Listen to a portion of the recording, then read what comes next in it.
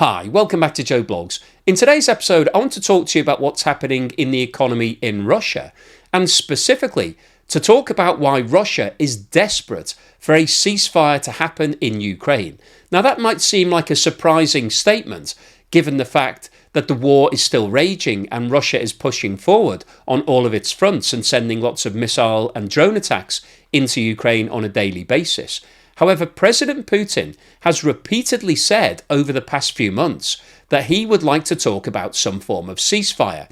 Now, the terms of that ceasefire are unlikely to be palatable for Ukraine because President Putin wants to retain all of the land that Russia is currently occupying, around 18% of Ukraine. But in an interview at the Eastern Economic Forum in Vladivostok on the 5th of September, he said that China, India and Brazil could act as mediators in potential peace talks over Ukraine. He said a preliminary agreement had been reached between Russian and Ukrainian negotiators in the first weeks of the war at talks in Istanbul, which were never implemented but could serve as the basis for talks. And this discussion of a ceasefire follow on from the comments that he made immediately following Ukraine's invasion of Russia into the Kursk district, when he said that the attack was aimed at ceasefire negotiations. And those comments followed on from the Russian Foreign Minister Sergei Lavrov's statement when he welcomed the appointment of J.D. Vance as Vice President to Donald Trump and said he's in favour of peace, he's in favour of ending the assistance that's being provided, and we can only welcome that because that's what we need to stop pumping Ukraine full of weapons, and then the war will end. We will work with an American leader, we will remain ready to work with any US leader who the US people elect, Lavrov said, if the leader is willing to engage in equitable, mutually respectful dialogue. So there certainly seems to be strong evidence that Russia is keen on a ceasefire. The leaders of Russia would not be referring to it if they weren't interested in one. If they just wanted this war to carry on forever, then they certainly wouldn't be talking about any form of ceasefire.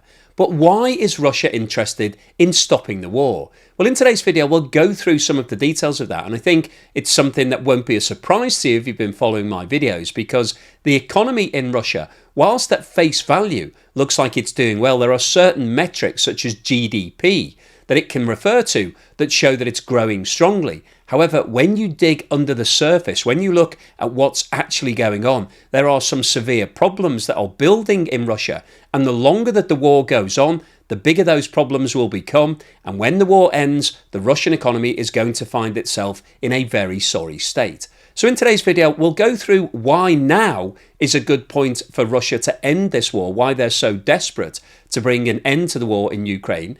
We'll also have a look at what's been going on with regards to the attacks that Ukraine has been launching against Russia, because that's been a big change in the war over the course of the last 6 months or so. And then finally today, I'll wrap up with my summary as to what I think is likely to happen, whether or not there will actually be a ceasefire at some point in the near future, or if this war is going to carry on dragging on for months and possibly years.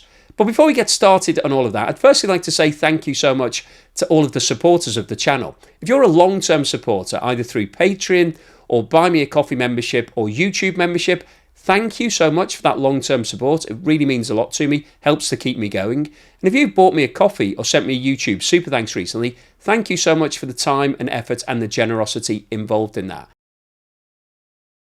Now, before we go on any further today, I want to talk to you about today's sponsor, Ground News, who I've been working with since October 2022. So they're a long-time supporter of the channel. I'd like to say thank you for that long-term support. And what I find fantastic about Ground News is that they're not a news publisher, they're an aggregator. So they bring together stories from all around the world. So when I'm doing a deep dive on a topic, such as this one, I can look at lots of stories in one place. Now, if we look at the articles relating to Ukraine's drone attacks on Russia, which forms part of today's video, you can see that Ground News have pulled together over 200 different articles.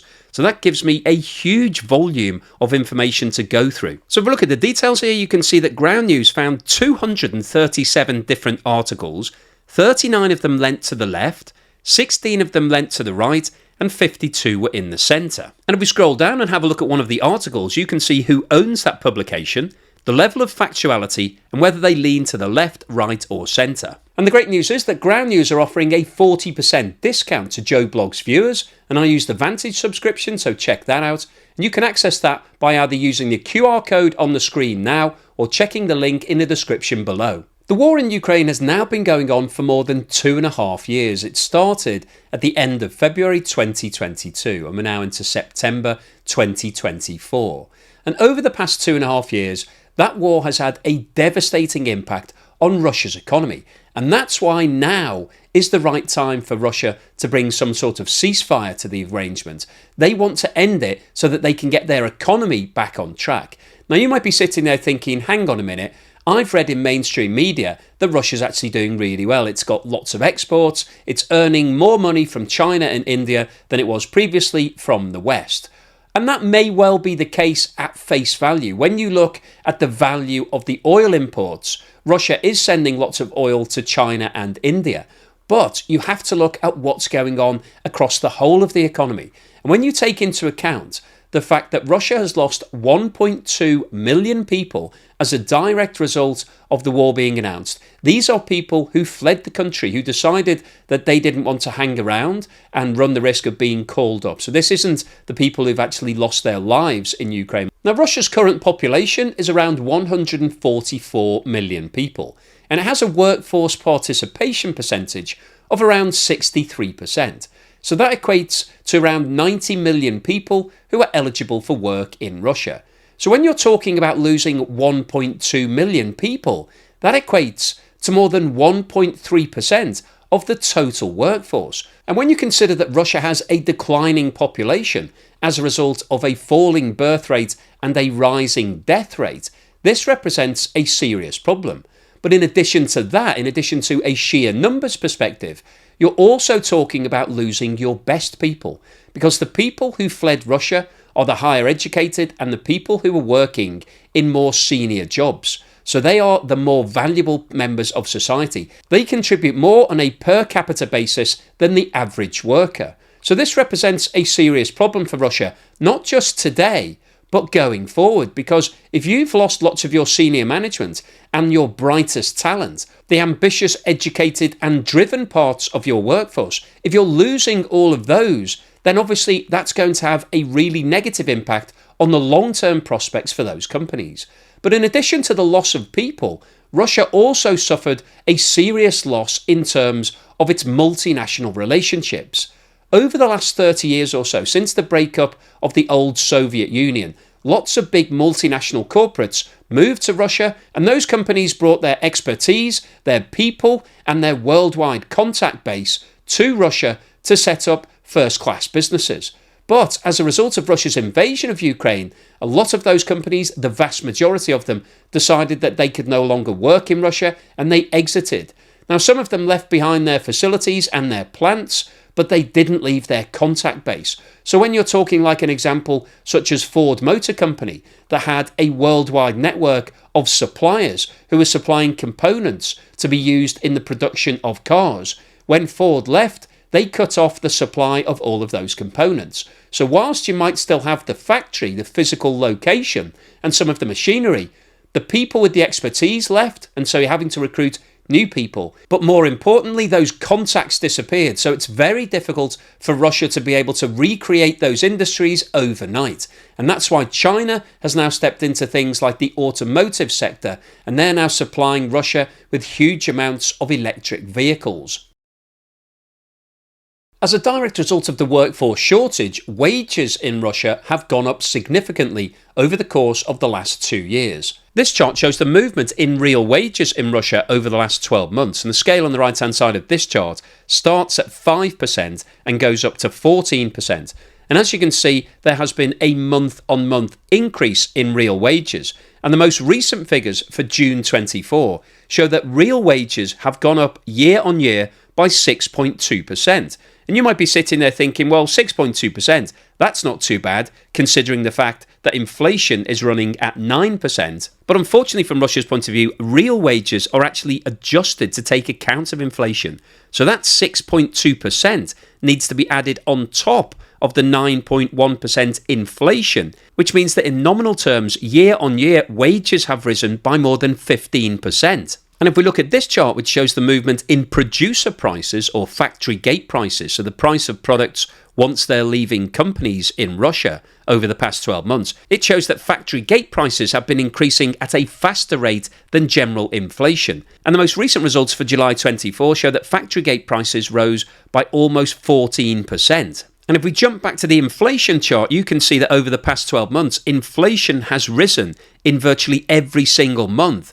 And the most recent figures for July 24 show that inflation is up year on year by 9.1%. And the situation with regards to food inflation is worse than that. And the latest figures show that year on year, food prices are up by almost 10%. And if we look at what's been happening to interest rates over the past 12 months, there has been a significant increase from 7.5% last summer to the current rate of 18%. And 18% is one of the highest levels out of all of the countries in the G20. And all of these factors have led to a significant reduction in the value of the ruble, which is now trading at around 90 to $1, compared to the long-term average before the war started of around 75 to $1, which represents a fall in value of around 20%. So all of this data, and let's not forget this is data, this is not me making predictions as to what I think might happen at some point in the future. This is actually the data that we have on the Russian economy.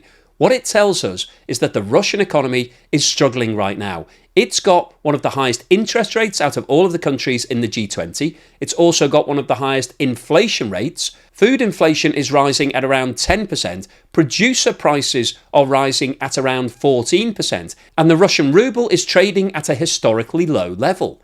So none of this is good news from Russia's point of view. And when you look at what's going on in the economy right now, in order to keep the economy going, to make sure that the figures don't look completely disastrous, President Putin has converted Russia into a wartime economy. And we've talked about this in many other videos. So basically what that means is that a lot of the companies in Russia have now been commandeered. So they've been approached by the Kremlin and told that they need to start producing things that help with the war effort. Now that is potentially good news in the short term for those companies because they're being paid directly by the state for all of those things that they produce. So that's a no-risk situation from their point of view. As long as they produce the goods, they get paid. So then they don't have to worry about sales and marketing and research and developing new products and all of that sort of thing.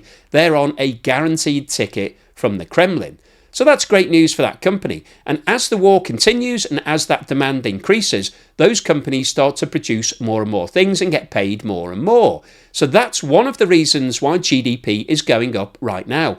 Russia is basically paying itself to produce things that are then being used in Ukraine. But the problem with that is somebody needs to pay for it. You don't actually have an external client. It's not like making something and then exporting it and then you get paid. You're just basically taking money from the Kremlin and giving it to all of the companies in Russia. And the problem with that from Russia's perspective is that its reserves are now being drained. It's having to call upon its $300 billion worth of reserves that it had at the start of the war to fund all of those purchases. And if that situation continues over the long term, then those reserves will run out. An economy needs to be based on being paid by external clients. That's basically what you need in order to have a fully functioning economy. If you're just paying yourself from your savings, then at some point your net worth will implode. And that's what I'm talking about in terms of the collapse of Russia and the problems with its economy. It's looking at the fundamentals and trying to see exactly what this means for the long-term future of Russia. And the current situation is simply not sustainable.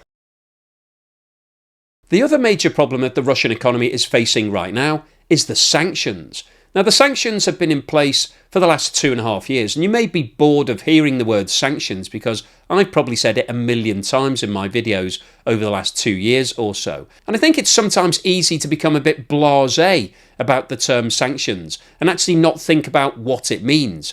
But a sanction is basically an individual company or a person who's been identified as helping with the war effort in Russia. And that company or person has then been put onto a blacklist.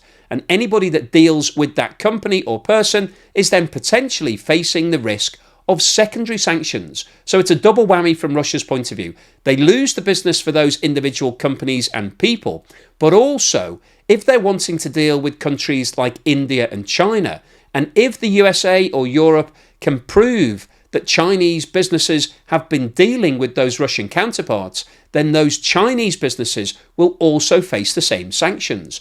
And as I've talked about in previous videos, China is really important to Russia. It's selling around 1/3 of all of its exports directly to China right now. But Russia is nowhere near as important for China.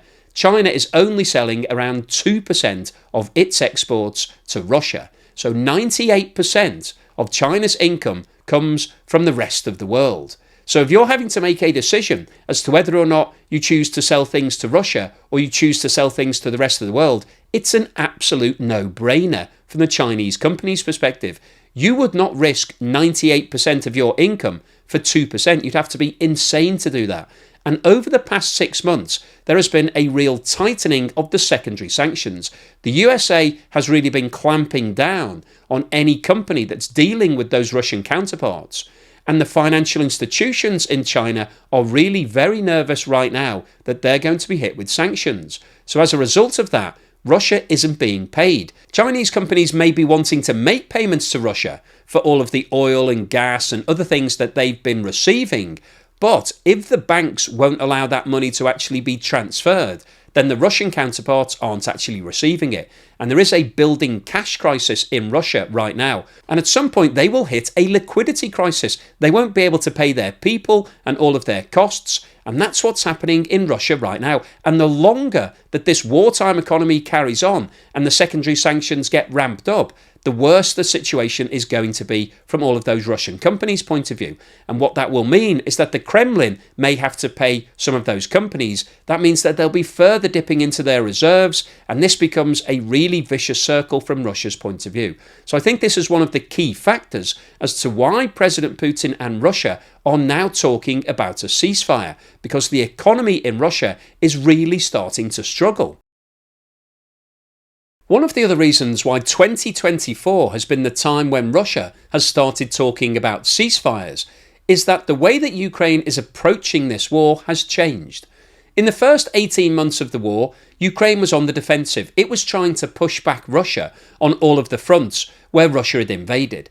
However, over the last 7 or 8 months, Ukraine has really ramped up its efforts in terms of taking the fight back to Russia. Now, the first focal point of that has been drones. And drones are absolutely brilliant from Ukraine's point of view because firstly, they are low cost. You can create a drone for as little as $500 and you can strap explosives to that drone and then fly it over the border into Russia. And what Ukraine have been doing is targeting oil and gas facilities in Russia. They've decided to hit Russia where it hurts, in its pocket. So rather than trying to fight soldiers and tanks on the front line, Ukraine is now trying to blow up some of the infrastructure so that Russia won't be able to continue operating those facilities, which mean that it won't be able to export as much oil and gas as it has historically, and therefore its income will start going down. But the other factor that this also brings into play is that it makes people in Russia realise that there's actually a war going on. In the first 18 months of the conflict, it was referred to as a special military operation, and it was overseas, and people in Russia didn't really need to worry about it. However, now, if you're working at an oil refinery or a gas facility, you'll be aware that your facility has the potential of being attacked by a drone. And over the past 6 months, hundreds of such attacks have taken place. Now, Russia is intercepting a lot of those drones, but it's very difficult to be able to keep knocking all of them out the sky because there are literally hundreds of them every single day that are being launched. And Ukraine is being supported in this effort. I recently reported on the fact that there is a group of 5 nations who've committed to giving $49 million to Ukraine to continue with its drone efforts. And the European Union has said that it will supply 1 million drones to Ukraine over the next 12 months. And Ukraine itself has developed a thriving industry in building drones and now believes that it could produce up to 3 million drones per year if it gets sufficient funding. Now, 3 million drones would equate to around 8,500 drones per day that could be sent over the border into Russia. And that would be an absolute logistical nightmare from Russia's perspective. But it's not just drones that have been leading the offensive from Ukraine's point of view. They've also recently actually invaded Russia. They've taken over an area of around 500 square miles in the Kursk region. And this really caught Russia by surprise because Russia has all of its troops committed to what's happening in the fight in Ukraine. So it left itself vulnerable to a counterattack. Ukraine decided to push over the border and it's currently occupying Russian territory. Now, as I mentioned at the start of today's video, President Putin has referred to this and he says that Ukraine is doing this because it wants to bring some sort of ceasefire to the table. Now, I think that's probably Russia that wants to bring a ceasefire to the table. But what Ukraine has done over the past 7 or 8 months is really turn this war on its head, and the Russian population is now aware that Russia is actually at war. When you've lost some of your own territory, you can't really gloss over that as a special military operation anymore. So this is another factor why Russia wants to bring this war to an end. So what's the summary and conclusion today? Well, I wanted to post this video because the war in Ukraine has now been going on for more than 2.5 years. And let's not forget that when it first started, there was talk that President Putin believed that this would be over in 3 days, similar to what happened in Crimea back in 2014. But obviously that hasn't happened. And one of the reasons why the war has gone on for so long is that Ukraine has received a lot of support from the West. It's received financial and military support. It hasn't got any soldiers on the ground from all of the countries that are supporting it, but it does have a lot of financial backing. And that's a major problem from Russia's point of view because the longer this war goes on, the more that support is going to continue. So we're getting to a situation where it becomes an unwinnable situation. Russia doesn't want to retreat, it doesn't want to pull out, but equally, Ukraine is not happy to concede that ground. It doesn't want to give that 18% of the country that Russia is currently occupying. So we do have a stalemate that's starting to develop. And when you have a situation like this, it can go on for a long period of time. This war could go on indefinitely if somebody doesn't come round the table and agree to some sort of ceasefire. And what I talked about right at the start of this video is that over the past few months, Russia has now been talking about a ceasefire. President Putin first raised the fact back in March 2024. He said that a ceasefire agreement was almost agreed in the early days of the war during a meeting in Istanbul, but the Ukraine pulled out of that meeting. And he's now saying that Russia is prepared to talk about a ceasefire. Now, in terms of what we've talked about in today's video, why Russia is doing that now, one of the main drivers for that is because of what's happening in the Russian economy. And we've been through the data in today's video.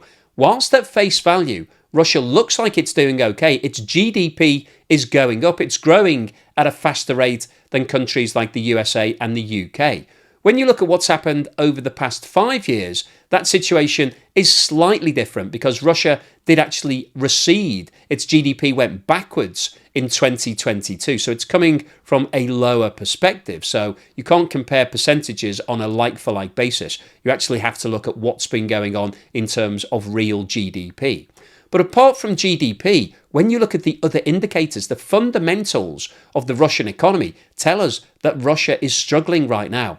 Its inflation has been rising in every single one of the last 12 months. And that's because the value of the ruble has been falling. So in terms of its international purchasing power, the ruble is worth less in the international markets. So anything that Russia is importing is going up in price. But in addition to that, we've also got a wage spiral as a result of the fact that there's a shortage in the number of people. Over 1 million people left the country following the invasion of Ukraine. And that's left them with a shortage of people to work in key jobs. They lost a lot of senior management. So companies that are having to recruit are having to pay more. But in addition to that, the Russian state is also offering big money for people to go and fight in Ukraine. They're offering signing on bonuses and guaranteed packages. And all of that is driving up wages. So people are leaving their jobs, going to better paid jobs.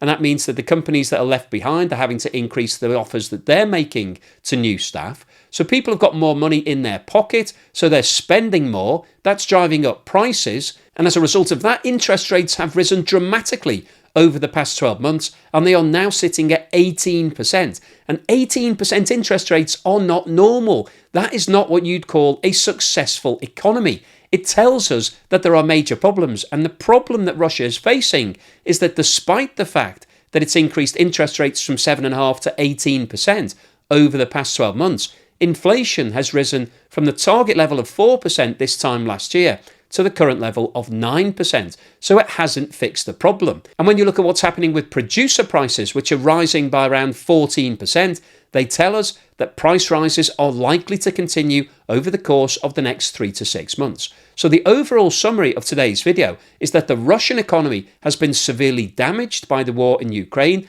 That damage is ongoing and continuing. The longer the war goes on, the more the damage will be. It's going to cause long-term problems for Russia once this war ends. And all of those factors are why the Russian state wants to bring a ceasefire to the war in Ukraine. It wants that war to end so that it can start rebuilding its economy. But the longer the war continues, the more damage will occur. So hopefully you've enjoyed today's video. You found it useful, informative and thought-provoking. If you've liked what I've said, then please give me a thumbs up. Thank you for watching this video all the way through to the end. And here's something to put a smile on your face.